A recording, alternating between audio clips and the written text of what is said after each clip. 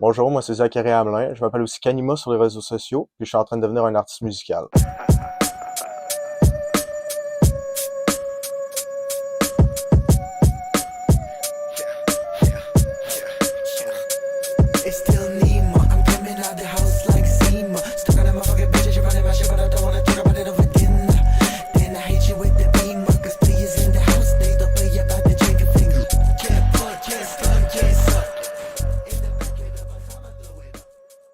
Mon rêve, ça serait de devenir artiste indépendant, sans label, sans aucun boss, moi qui produis mon art, ma musique. Puis exemple, me financer avec du linge, du merch, avec des shows. C'est sûr que je fais un style un peu moins connu au Québec. Je fais plus du Memphis Funk, du Dark Trap. C'est sûr que c'est plus un style qui vient des États-Unis ou du Royaume-Uni. Mais au Québec, c'est en train d'exploser. Puis je connais plein d'artistes qui sont en train d'exploser complètement dans la scène, même au Québec, à Montréal, à Québec, même à Trois-Rivières. En gros, le Dark Trap, c'est un style un peu hip-hop, mais plus sombre, plus un peu violent, avec des fois des samples, donc on utilise des vieilles tunes remixées dans le beat. Ça a vraiment un aspect horreur un peu, c'est un peu du rap horreur. C'est comme ça que je pourrais le décrire.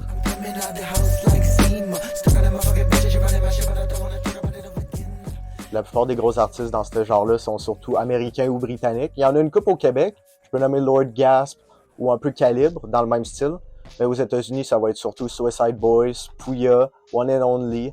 Le genre est en train de revenir, c'est un genre des années 90 qui est un peu en train de se faire remixer, un peu refaire à la sauce récente, moderne, avec les réseaux sociaux puis les trends.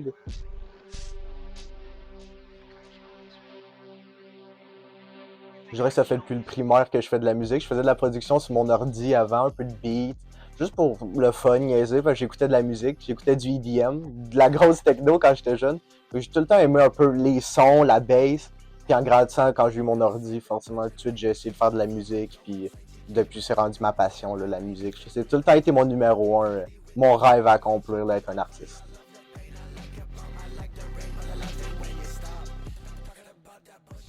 Ça a surtout commencé pendant la pandémie. J'avais un de mes meilleurs amis, Jay, qui voulait commencer à rapper, qui avait besoin de quelqu'un qui fait ses beats, ses prods en arrière.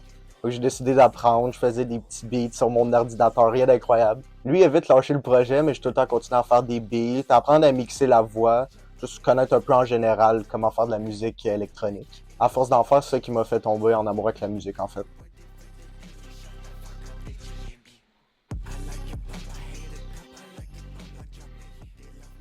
Ce que j'aime vraiment avec cette musique-là, c'est la créativité, le choix de beat, le choix de thème. Je parle souvent de films d'horreur, de séries. Comme exemple, ma dernière tune, j'ai fait une référence à Breaking Bad et une référence à Halloween. Une série et un film que j'ai regardé des centaines de fois, que j'adore honnêtement. J'essaie vraiment de mettre les films que j'apprécie, les thèmes que j'apprécie, puis les tendances dans le monde un peu dans ma musique. La musique que les jeunes peuvent facilement s'identifier. Je travaille aussi avec un producteur qui s'appelle Requiem Cult. C'est un gars d'Albanie, ça fait 3 ans qu'on travaille ensemble. Il travaille également sur mon nouvel album The Legacy of the Zodiac. C'est le producteur. Il travaille sur le mixage du beat, de la voix, puis on travaille vraiment ensemble pour rendre ça le plus parfait possible.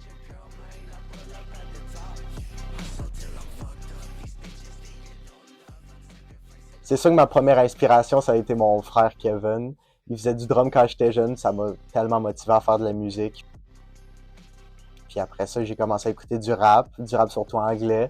Comme j'avais nommé Suicide Boys, Pouya, One and Only. À force d'en écouter, je me disais, ben, je peux faire la même chose. Je vois pas pourquoi moi je serais pas capable, sachant que je fais de la musique, je fais de la production, je sais mixer. Donc je me suis lancé dans le projet, puis ça a fonctionné.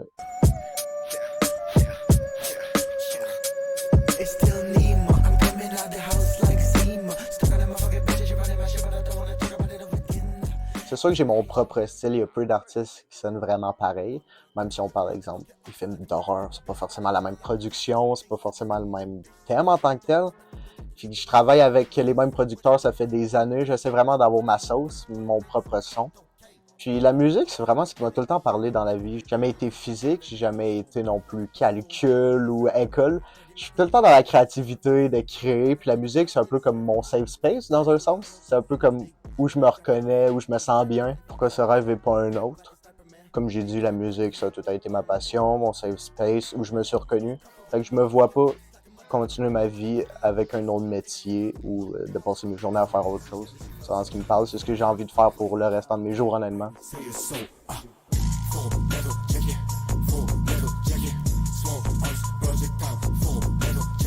C'est sûr que j'aimerais que ça soit mon métier. Là, je vais en marketing au cégep. Je vais apprendre comment promouvoir ma musique, comment promouvoir sur Internet. Une fois que tu sais la recette, honnêtement, c'est facile de percer sur Internet, mais il faut la savoir. C'est ça que je m'en vais apprendre. En ce moment, j'apprends vraiment comment mixer ma voix, mixer les beats, parce que je veux à la fin faire ma musique moi-même, indépendant, sans personne qui m'aide.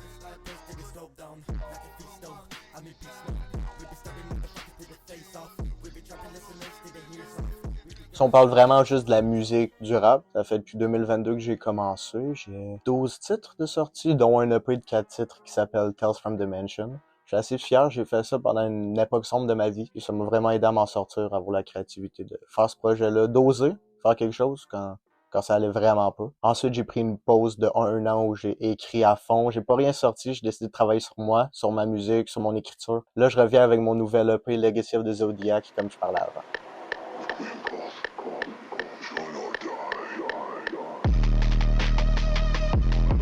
Commencer à sortir ma musique sur les plateformes, je pense que ça a été l'étape la plus difficile. Faut vraiment que tu aies un bon distributeur, que tu aies des bons rates, donc tu te fasses pas arnaquer par le distributeur pour être sur les plateformes comme Spotify, Apple Music, SoundCloud. Au début, j'avais beaucoup de problèmes de performance, je voulais que ma musique soit parfaite, donc ça m'a pris des années de sortir mes premiers sons. Mais une fois que t'en sors, tu te rends compte que c'est pas la quantité qui compte, c'est vraiment la qualité. Puis c'est pour ça que j'ai pris une pause d'un an pour vraiment sortir la meilleure musique après ça.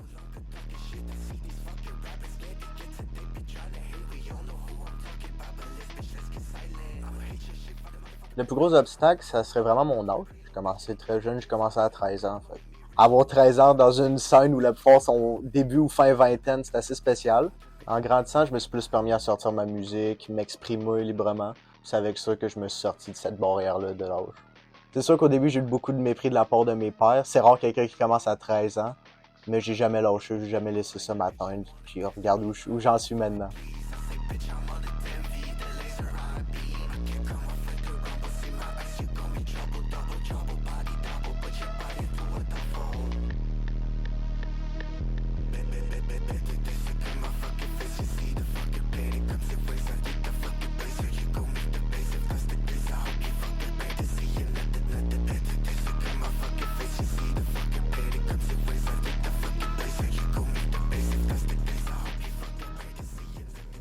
C'est sûr que ce qui me fait le plus peur, c'est la critique négative, les mauvais avis. Surtout quand je sors un long projet, exemple, qui m'a pris un an et demi à faire, j'espère qu'à la fin, la critique va être positive. L'album que j'ai fait pendant ma dépression, Tales from Dimension, ça n'a pas été le meilleur mixage, ça n'a pas été la meilleure production parce que justement, j'ai fait ça quand je filais pas, quand ça allait vraiment pas. Mais je trouve que c'est ça qui donne une petite couleur de plus à l'album. Puis il y a des gens qui l'ont remarqué, il y a des gens qui ont aimé ça, mais il y a des gens qui ont pas aimé. Ça a été vraiment la partie la plus tough de sortir cet album-là. Je dirais que mon grand but, ça serait que ma musique soit entendue par tous.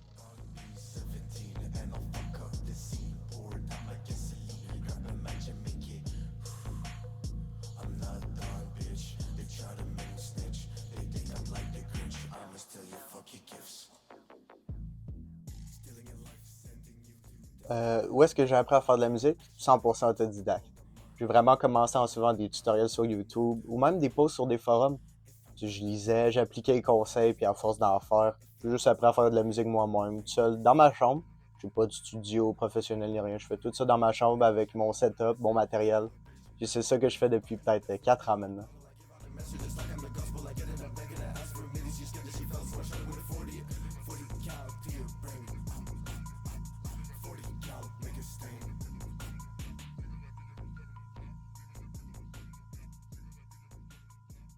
Est-ce que je compose moi-même mes sons?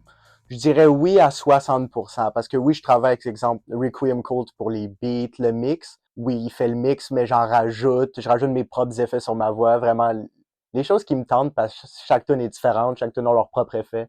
Fait que je dirais que oui, je compose mes chansons moi-même, mais j'ai quand même de l'aide.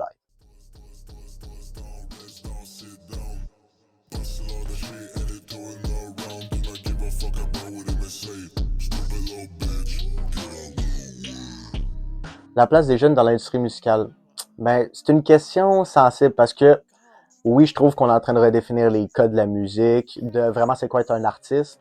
comment on crée ou compose nos créations. Mais ce que j'aime pas, c'est le besoin de poster, exemple, des clips, des petits clips de 10 secondes ou de 20 secondes sur Instagram, TikTok. C'est vraiment devenu un besoin pour me marketer sa musique, pour que ça marche. C'est pas ce que j'aime faire, c'est pas comme ça que j'aime marketer ma musique.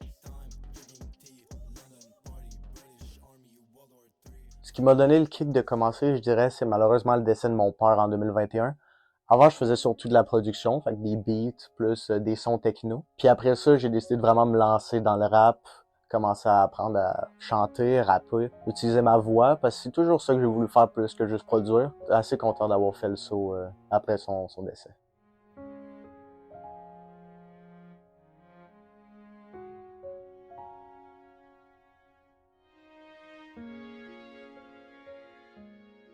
La page blanche a été difficile. J'ai surtout surmonté ça en me forçant à écrire. Parfois, même si on file pas comme écrire, juste sortir nos pensées, juste vendre sur une feuille de papier, ça peut tellement aider. Moi, c'est ça qui m'a vraiment sorti de cette page blanche-là. Puis après, je me suis mis à écrire des bangers, comme on dit. Pour être honnête, les gens qui me soutiennent surtout, c'est ma famille, mes amis. J'ai beaucoup d'amis qui m'ont aidé, exemple, avec des idées, avec des paroles. 50% de ma musique, ça serait pas de moi, ça serait de mes amis, de mon entourage qui m'a un peu forcé à continuer, qui m'a encouragé. Sinon, j'aurais probablement arrêté. Les anecdotes, il y en a tellement, je pourrais pas te les nommer, mais c'est sûr qu'au début, quand je faisais mes premières tunes, on l'écoutait, exemple, en voiture avec mes amis, avec Fred, Jay, Rémi, ils vont se reconnaître. Sinon, je le montrais à mon frère, justement, qui est prof de musique, qui me donnait des conseils. Ça a été la meilleure chose. Avoir un frère prof de musique quand tu veux commencer en tant qu'artiste, c'est incroyable. J'y donne tellement de crédit, c'est grâce à lui que je me suis rendu aussi loin.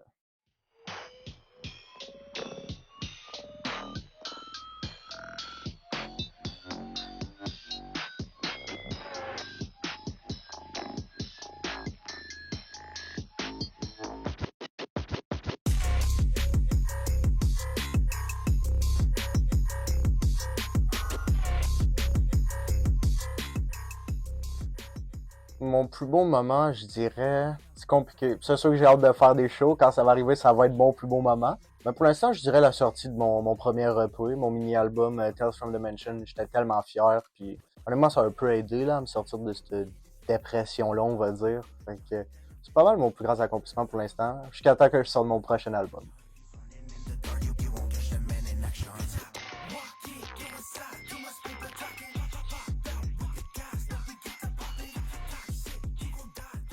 Les projets futurs, c'est sûr que j'ai hâte de sortir mon prochain EP de Legacy of the Zodiac. J'en suis tellement fier. Ça fait 1 an que je travaille dessus. Fait que ce serait pas mal mon chef-d'œuvre pour l'instant.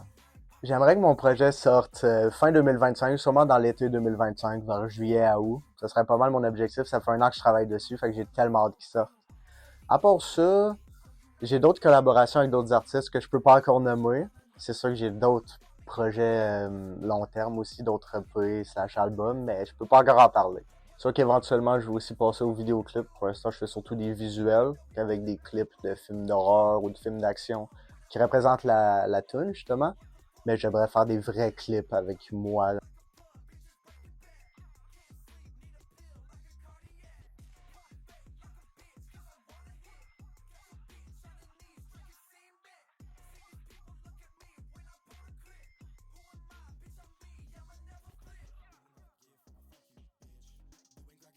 C'est sûr qu'il y a plusieurs styles que j'aimerais essayer, autre que le rap, comme le metal, le punk, le ska punk, fait que le punk un peu plus chanté, un peu plus groovy. Je veux pas juste faire du rap violent, j'aimerais toucher un peu tous les genres, vraiment juste devenir un artiste musical. C'est vraiment beaucoup plus que juste un rappeur. C'est sûr que dans les styles qui m'intéressent, moi, je ferais pas de disco, exemple. Je respecte ça. Ou, exemple, du reggae. C'est des styles que je respecte complètement, mais je serais pas capable de faire ça personnellement.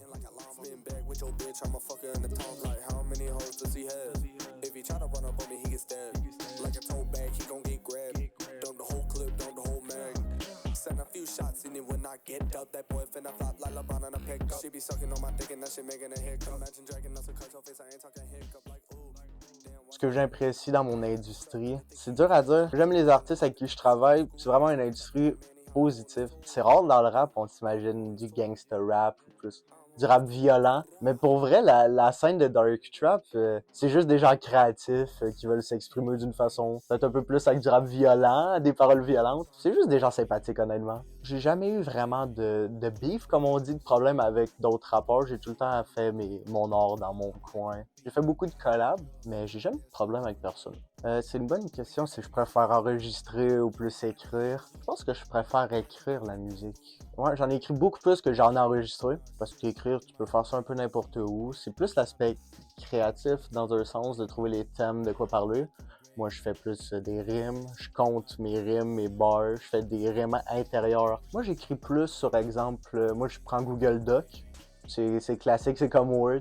C'est là que j'écris mes paroles, fait que j'ai pas d'aide extérieure, j'utilise pas, exemple, je sais pas, de dictionnaire ou de site avec des rimes. Moi, je sors ça de ma tête, j'écris, puis je vais enregistrer, je vais mixer. C'est pas plus compliqué, honnêtement. S'il y a des chansons que j'ai jamais sorties, oui. Il y en a peut-être une vingtaine, une trentaine que j'ai fini complètement mixé, mais j'ai jamais sorti parce que je suis un peu trop perfectionniste. Des fois, je mets peut-être un peu trop la qualité avant la quantité. Des fois, il n'y a juste pas de quantité. Donc c'est peut-être de quoi que je devrais travailler, mais oui, j'en ai des chansons que j'ai jamais sorties.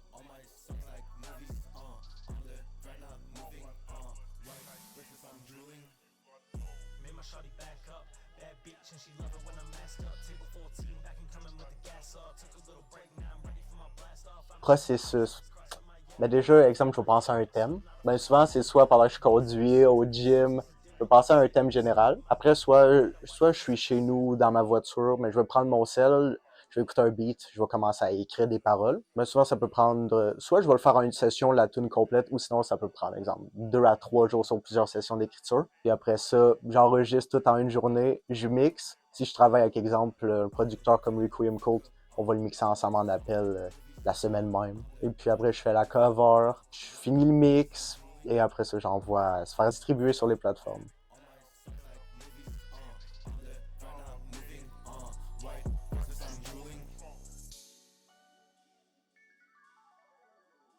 Pour l'instant, ma musique est seulement digitale, mais oui, ça sera un rêve de faire des vinyles, des CD. C'est quelque chose qui s'en vient. À la sortie de mon prochain album, je vais sûrement sortir des vinyles. Ok, ouais, complètement. C'est un rêve et ça va se produire très bientôt.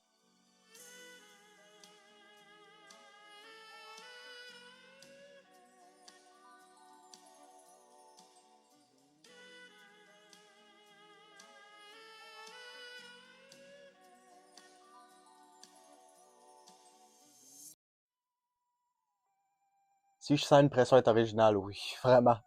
Justement, qu'est-ce que je disais que j'ai peut-être une trentaine de tunes pas sorties, c'est justement parce que j'ai peur que ça ressemble trop à ce que les gens connaissent déjà, des chansons connues déjà. J'essaie vraiment de juste faire des chansons qu'on écoute et qu'on se dit j'ai jamais entendu ça avant. Genre c'est surprenant. C'est pour ça que la plupart, je les sors pas malheureusement. Mais tunes, c'est pas mal comme des films. Je les traite comme des films. Un personnage, un sujet, une action.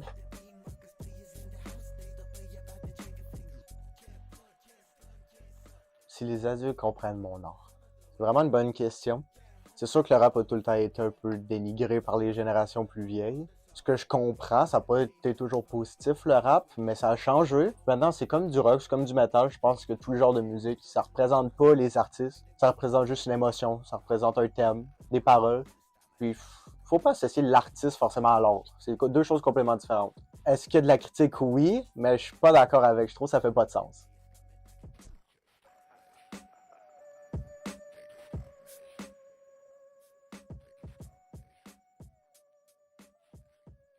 Qu'est-ce qui me donne le courage de continuer? Mes rêves, honnêtement. Le rêve de peut-être un jour faire un concert, un show, peut-être plusieurs, un tour, faire des clips, les clips un peu film, comme j'expliquais. C'est sûr que c'est mes plus gros rêves pour l'instant, c'est vraiment pourquoi je continue à faire de la musique, parce que je veux me rendre là, et aussi parce que j'aime faire mon art, évidemment.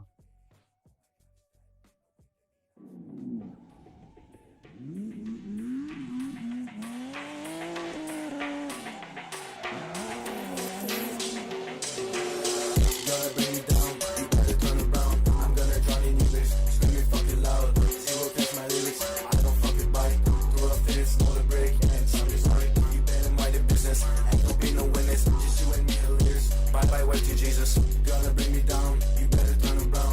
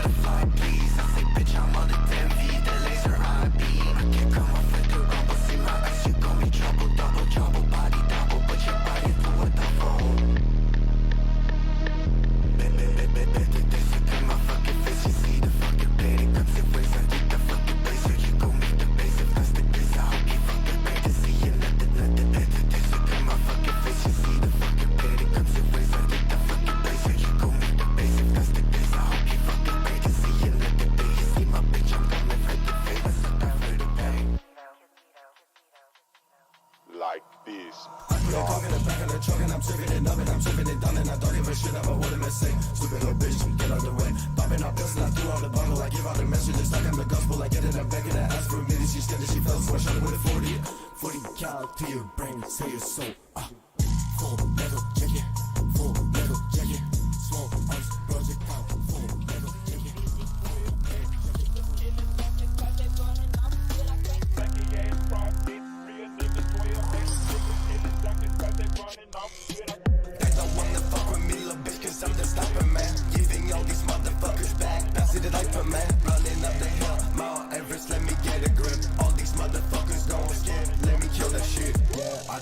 Like it's all like Snoop, chillin' in the whip, going 80 on the roof. Yeah, I can jump it like it's hot, like Snoop, chillin' in the whip, going 80 on the roof.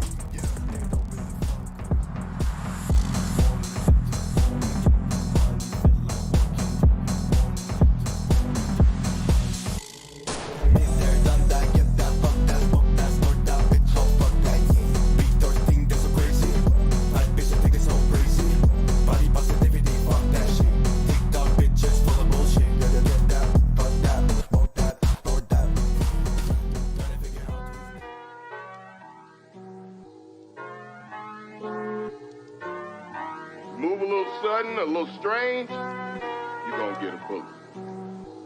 Not a warning, not a question, a bullet. Cover with the motherfucking ops like a motherfucking bitch. Where they cover like a ghost, okay? 17 little bitch, suck a dick, don't come out the nigga. You been laughing like a feelings like sound. Where the click, boom, when you pick your body, look fuck, for your brain so fucked, okay? Run under ops and we get in the shit. We be stopping people, crushing, but very peaceful. Like a peaceful, need a sequel. Ma vie idéale avec la musique, c'est sûr que, comme j'ai dit, ma vie idéale, ce serait faire des shows, traverser le monde dans tous les pays, faire des shows un peu n'importe où, dans tout le continent. Je pense que c'est ça qui me garde mon rêve, qui fait en sorte que je garde ma passion, que je continue. Ce serait la vie que j'aimerais, faire des shows, vivre avec ma musique, traverser le monde. Ce serait vraiment ça.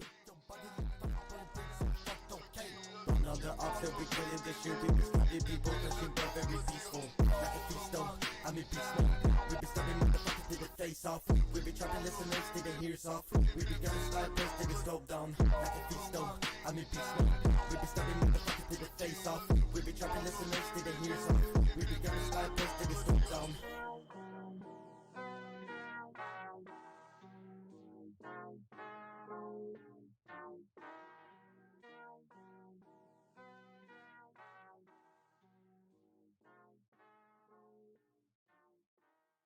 Qu'est-ce que je dirais à quelqu'un qui commence? C'est vraiment une bonne question. Je dirais de pas abandonner. Au début, c'est tough. On dirait qu'on sait pas écrire. Même moi, quand j'ai commencé, on dirait que j'écrivais n'importe quoi, ça rimait pas, ça n'avait pas de sens. Puis je voyais les rappeurs que j'écoutais, justement, puis je me disais, je comprends pas comment ils font, il doit avoir de l'aide, quelque chose, mais non. À force d'écrire, à force de pratiquer, tu vas comprendre. Ça va marcher, puis après, tu vas comprendre comment mixer, comment produire. Ça se fait avec le temps, avec la pratique, honnêtement. Il n'y a pas de recette magique, il n'y a pas de clé. Faut juste pratiquer. C'est l'effet que tu veux, là. Ouais,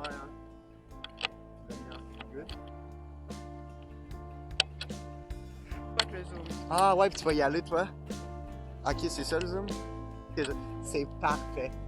Yo, c'est Just tellement make sure. sick.